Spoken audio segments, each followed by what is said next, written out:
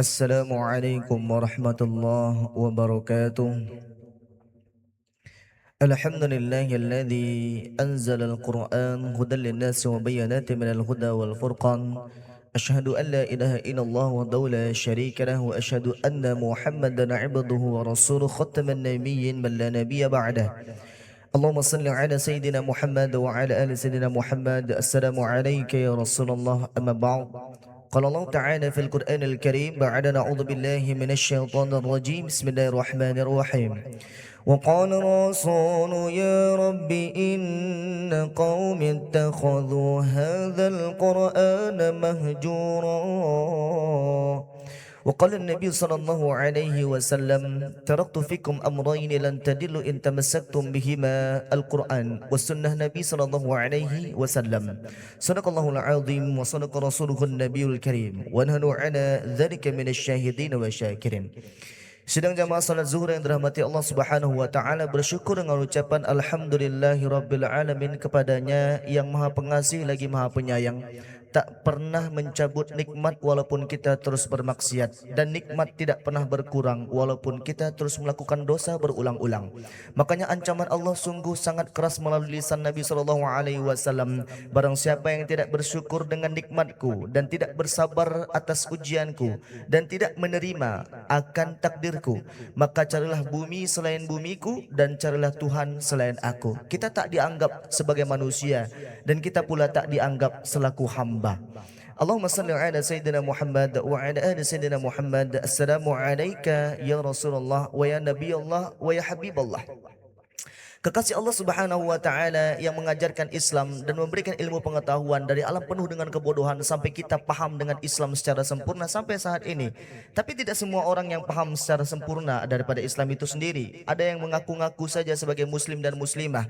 Ada yang mengakui melalui status KTP saja dia adalah seorang Islam. Akan tetapi tak mau masuk Islam secara sempurna.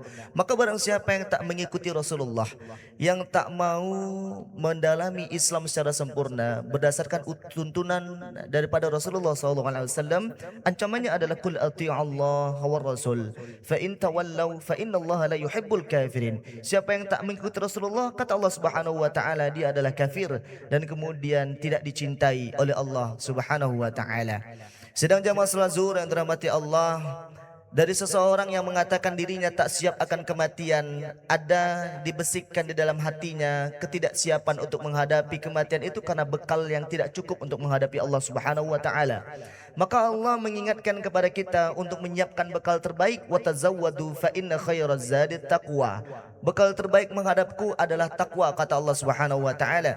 Dan saat kita meninggal dunia nanti dibangkitkan tanpa adanya pakaian sehelai pun di dalam tubuh kita. Dan kemudian ada pakaian terbaik untuk menghadap Allah Subhanahu wa taala. Kata ulama, khairul libas libasut taqwa. Dan pakaian terbaik menghadap Allah itu saat kita tak berpakaian sama sekali adalah pakaian takwa. Pertanyaannya, sudahkah kita menjadi orang yang bertakwa? Tahukah kita takwa itu apa? Dan bagaimana kita bisa menjadi orang yang bertakwa?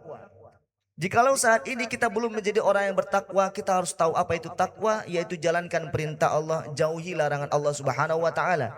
Jikalau kita pengen tahu dari mana larangan Allah dan perintah Allah itu datangnya, maka jawabannya adalah Al-Baqarah ayat 2. Dzalikal kitab la raiba fi hudal lil muttaqin. Peganglah Al-Quran yang tidak ada keraguan sama sekali dengannya. Dari awal turun sampai sekarang isinya sama. Hudalil muttaqin, petunjuk bagi orang-orang yang katanya pengen bertakwa. Bagi orang-orang yang katanya pengen mendapatkan bekal terbaik menghadap Allah Subhanahu wa taala, yaitu takwa. Namun sejatinya realita saat ini melalui situs CNN Indonesia, MPR mengatakan jumlah Muslim Indonesia tercatat di tahun 2025 bulan Juni itu berjumlah 239 juta orang. Akan tetapi yang tak bisa membaca Al-Quran kurang lebih 72% dari jumlah Muslim tersebut. Yang bisa berapa? Hanya 28% saja. Jikalau kita kali-kalikan 72% dari 239 juta Muslim Indonesia, kurang lebih yang tak bisa membaca Al-Quran ada 179 juta orang. Maka pantaslah Rasulullah curhat kepada Allah Subhanahu wa taala melalui firman Allah surah Al-Furqan ayat 30. Wa qala Rasul, berkata Allah, Wa qala Rasul, curhat Rasulullah, ya Rab, wahai Tuhanku, inna qaumi ittakhadhu, sungguh umatku ramai, umatku banyak. Inna qaumi ittakhadhu hadzal Qur'ana mahjura, akan tetapi yang ramai, tetapi pula mereka ramai tak bisa membaca Al-Quran. Mereka mengabaikan Al-Quran, mereka menjauhkan diri dari Al-Quran. Kalau kita lihat kondisi zaman sekarang sudah mendekati akhir zaman. Kenapa demikian? Karena kata Rasulullah SAW akan datang masa penuh dengan tipu daya, yang mana orang yang benar dianggap salah, orang yang salah dianggap benar, orang yang jujur dianggap dusta, orang yang dusta dianggap jujur, orang yang tidak amanah malah diberikan amanah, orang yang amanah malah disingkirkan. Jikalau kita sudah sampai di masa itu, maka kita telah dekat dengan akhir zaman. Sedangkan di akhir zaman, pegangan terbaik untuk menghadap Allah, untuk menjadi orang yang bertakwa, untuk orang yang kuat di dunia adalah berdasarkan hadis Nabi sallallahu alaihi wasallam. Taraktu fikum amrayn lan tadillu in tamassaktum bihima, Al-Qur'an wa sunnah Nabi sallallahu alaihi wasallam. Aku tinggalkan dua perkara yang kalian tidak akan pernah tersesat, walaupun Dajjal menjadi ujian akhir zaman, fitnah akhir zaman. Yakni dua hal ini harus kalian pegang di akhir zaman, Al-Quran dan sunnah Nabi SAW. Realita yang saat ini terjadi menjadikan hati kita sedih. Karena kemudian jikalau kita tak menjadi orang-orang yang berpegang teguh dengan Al-Quran, berarti kita jauh dari ketakwaan. Sedangkan jikalau ditanyakan kepada kita, ini pertanyaan Allah Subhanahu wa Ta'ala, am hasibatum an tadkhulul jannah, bapak-bapak pengen masuk surga? Saya yakin semuanya pengen masuk surga. Jikalau ditawarkan surga yang mana untuk dipilih, pasti kita minta surga yang paling tinggi, surga Firdaus. Lalu kemudian Allah bertanya, am hasibatum an tadkhulul jannah, apa yang kamu lakukan untuk mendapatkan surgaku? Apakah dengan kata-kata saja cukup untuk memasukkan kamu ke dalam surga? Apakah dengan KTP-mu Islam saja itu sudah cukup untuk memasukkan kamu ke dalam surga?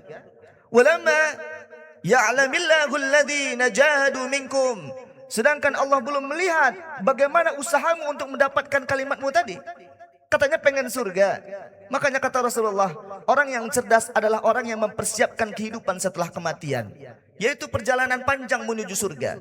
Akan tetapi orang yang bodoh adalah mereka yang pengen jumpa Allah, pengen masuk ke dalam surga, akan tetapi amalannya tidak menunjukkan amalan mengarah ke sana. Sehingga ini adalah orang-orang yang dikuasai oleh nafsunya. Walamma ya'lamillahu alladhina jahadu minkum, tunjukkan dong usahanya. Wa ya'lamas sabirin, dan tunjukkan tingkat kesabaranmu. Karena orang-orang dahulu diuji oleh Allah Subhanahu wa Ta'ala dengan ujian yang ekstrim. Contohnya perang Badar yang diabadikan di dalam surah Al-Baqarah juz 2 bagian pertengahan pojok kanan sebelah bawah. Kata Allah, am hasibtum an tadkhulul jannah walamma ya'tikum mathalul ladzina khalau min qablikum. Apakah kalian mengira masuk ke dalam surga, tapi tidak datang ujian seperti orang-orang terdahulu? Walamma ya'tikum mathalul ladzina khalau min qablikum massatsumul ba'sa wad-dharra wa zulzilu hatta yaqula ar-rasul walladzina amanu ma'ahu mata nasrullah. Ujian yang datang kepada orang-orang terdahulu, mulai dari yang ringan sampai yang sangat berat. Ujian yang paling berat menggetarkan keimanan. Ujian yang berat memberikan rasa takut yang luar biasa. Sehingga Rasul dan orang-orang beriman mengatakan, mata nasrullah, kapan pertolongan Allah datang? Ala inna nasrullahi qarib. Lihat bagaimana Allah menolong kaum muslimin di perang Badar. Tatkala kaum muslimin dengan orang Yahudi telah hampir beradu pedang, disitulah pertolongan Allah datang untuk menyelesaikan orang Yahudi kafir, untuk menjadikan kaum muslimin menang. Maka itu menjadi tolak ukur kita saat ini. Jikalau saat ini kita mengatakan diri kita pantas masuk ke dalam surga, dan kita adalah orang-orang yang menginginkan surga itu, lihat tolak ukurnya adalah Al-Quran. Kenapa tolak ukurnya Al-Quran? Orang yang ingin mendapatkan surga harus membawa bekal terbaik, yaitu takwa. Orang yang inginkan takwa, dia harus mempelajari Al-Quran. Dan barang siapa yang tidak mempelajari Al-Quran, tak mengamalkan Al-Quran, khairukum man ta'allama Al-Quran, yang katanya yang terbaik di antara kalian adalah yang belajar Al-Quran dan mengamalkan Al-Quran, maka sungguh orang itu tidak akan pernah mendapatkan ketakwaan. Orang yang jauh dari Al-Quran jauh dari takwa, orang yang tak membawa takwa jauh dari surga. Maka bisa dikatakan mereka yang menjauhi Al-Quran, mengabaikan Al-Quran adalah mereka yang menjauhkan diri dari surga dan mengabaikan surganya. Sidang jamaah salat zuhur yang dirahmati Allah Subhanahu wa taala, saya mengingatkan sedikit melalui hadis Nabi sallallahu alaihi wasallam. Rasul menyebutkan, jikalau kita telah diberikan umur yang panjang, tolak ukur umur panjang kita berapa kira-kira? Ada yang menyebutkan 100 tahun, ada yang menyebutkan 80 tahun, tapi berdasarkan hadis Nabi sallallahu alaihi wasallam, tolak ukur panjang umur daripada seorang muslim dan muslimah adalah 60 tahun. Karena 60 menuju 70 tahun adalah usia di mana yang rentan banyak umat Islam meninggal dunia. Maka jikalau telah sampai usia 60 tahun, seseorang tersebut tak mengerti tentang Islam, tak bisa membaca Al-Quran, Allah tidak menerima uzur apapun darinya, alasan apapun darinya. Seakan-akan bisa dikatakan jikalau Allah telah berikan kesempatan tidak digunakan untuk mempelajari Al-Quran, maka tidak ada sedikit pun alasan yang bisa kita berikan saat kita diadili di yaumul hisab, yaumul jaza. Maka Bapak Ibu yang dirahmati Allah, silakan muhasabah diri kita masing-masing. Apakah kita sampai saat ini menjadi orang yang dipilih oleh Al-Quran, atau kita saat ini tidak dipilih oleh Al-Quran? Kan disebutkan oleh Allah Subhanahu wa taala di dalam firman-Nya, "Tsumma awrathnal kitaba alladzina astafaina min ibadina." Kemudian Al-Quran itu Allah yang menurunkan, Allah wariskan kepada setiap hamba yang dipilih. Kita pernah dengar hadis yang cukup familiar. Al-Quran syafa'atul li ashabi. Al-Quran itu memberikan syafaat kepada sahabatnya. Tolak ukurnya, logikanya saja, seorang manusia ingin menjadikan sahabat untuk dirinya, maka dia akan pilih-pilih seseorang tersebut. Tidak main comot. Dia akan tengok kira-kira dapat dipercaya apa tidak, omongan kita bisa dijaganya apa tidak, rahasia kita bisa dipegang dia apa tidak. Kita pilih-pilih siapa yang menjadi sahabat kita. Al-Quran memberikan syafaat mulai daripada hidup kita di dunia sampai kita memasuki surga Allah Subhanahu wa taala. Apakah Al-Quran tidak memilih siapa yang akan ditolongnya? Maka banyak di antara kita yang tidak masuk logika saat kita melihat ada orang buta hafal Quran 30 juz. Ada orang yang lumpuh otaknya hafal Quran 30 juz. Kailah hafiz Quran buta matanya, Najah hafiz Quran lumpuh otaknya. Saya punya murid, alhamdulillah sampai saat ini saya punya 8 rumah tahfiz di Pekanbaru Riau. Dan di antara murid saya itu ada yang berketerbelakangan mental. Saya ajarkan dia selama kurang lebih 3 tahun. Selesai hafalan 30 juz, tapi kalau diajak ngomong komunikasi dua arah susah. Diajak sosialisasi tidak ada teman, mungkin temannya hanya saya saja sebagai gurunya. Umurnya 25 tahun saat memulai hafalan tersebut. 28 tahun selesai hafalannya 30 juz. Kata orang tuanya usia 2 tahun, step pingsan 7 hari gak sadar, saat sadar udah gak normal. Berketerbelakangan mental, ngomong terbata-bata, tapi kalau baca Al-Quran orang yang normal bisa kalah. Pertanyaannya, ada orang berjabatan, ada orang kaya raya, ada orang sehat walafiat. Jangankan untuk hafal Quran, baca Quran pun gak bisa. Ini adalah membuktikan bahwa Allah mewariskan Al-Quran bukan karena jabatan, bukan karena harta, bukan karena kesehatan. Akan tetapi Allah mewariskan Al-Quran karena kita memang dipilih untuk memegang Al-Quran tersebut. Introspeksi diri kita, akankah sampai saat ini di usia yang Allah berikan mungkin Iqra pun tak tamat? Atau jangan-jangan Al-Quran tak pernah terselesaikan karena kita tak bisa membacanya. Saya punya oma saya mu'allaf, nenek dari ibu dari ayah saya. Nenek kami manggilnya oma. Usia 70 tahun baru mau mulai membaca Al-Quran, baru mau mulai belajar Al-Quran. Dipanggilkan guru privat, kurang lebih 7 bulan belajar secara privat, alhamdulillah bisa baca Al-Quran. Tahun 2025 bulan Februari kemarin beliau meninggal dunia. Yang saya dapatkan kabar dari tante saya, beliau meninggal dunia usia 80 tahun. Kata tante saya, alhamdulillah dok, setelah nenek, setelah oma bisa baca Quran di usia 70 tahun, beliau setiap tahunnya menyelesaikan Al-Quran, khotam Al-Quran 3 kali dalam setahun.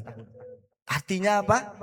Selama kita tak bisa membaca Al-Quran, hanya mimpi untuk mengkhotamkan Al-Quran.